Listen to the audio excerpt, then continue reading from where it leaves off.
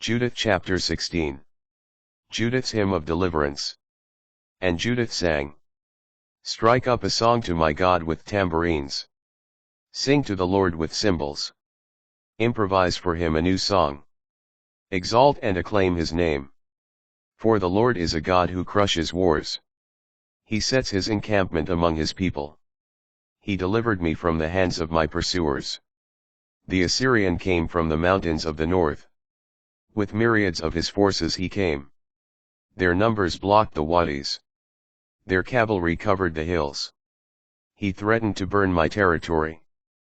Put my youths to the sword. Dash my infants to the ground. Seize my children as plunder. And carry off my virgins as spoil. But the Lord Almighty thwarted them. By the hand of a female. Not by youths was their champion struck down. Nor did Titans bring him low. Nor did tall giants attack him. But Judith, the daughter of Merari, by the beauty of her face brought him down. She took off her widow's garb, to raise up the afflicted in Israel. She anointed her face with fragrant oil, fixed her hair with a diadem, and put on a linen robe to beguile him. Her sandals ravished his eyes. Her beauty captivated his mind. The sword cut through his neck. The Persians trembled at her boldness. The Medes were daunted at her daring. When my lowly ones shouted, and my weak ones cried out, the enemy was terrified, screamed and took to flight. Sons of maidservants pierced them through, wounded them like deserters' children. They perished before the ranks of my Lord. I will sing a new song to my God. O Lord, great are you and glorious, marvelous in power and unsurpassable. Let your every creature serve you. For you spoke, and they were made. You sent forth your Spirit, and it created them. No one can resist your voice.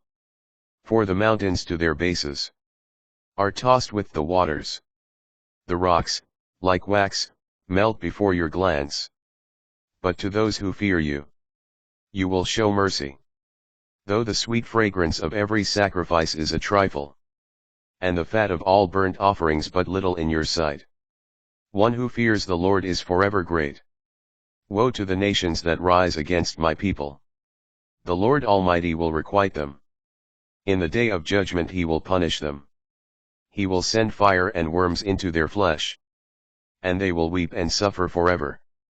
When they arrived at Jerusalem, they worshipped God. As soon as the people were purified, they offered their burnt offerings, voluntary offerings, and donations. Judith dedicated to God all the things of Holofernes that the people had given her, putting under the ban the canopy that she herself had taken from his bedchamber. For 3 months the people continued their celebration in Jerusalem before the sanctuary, and Judith remained with them. The renown and death of Judith. When those days were over, all of them returned to their inheritance. Judith went back to Bethulia and remained on her estate. For the rest of her life she was renowned throughout the land. Many wished to marry her, but she gave herself to no man all the days of her life from the time her husband, Manasseh, died and was gathered to his people.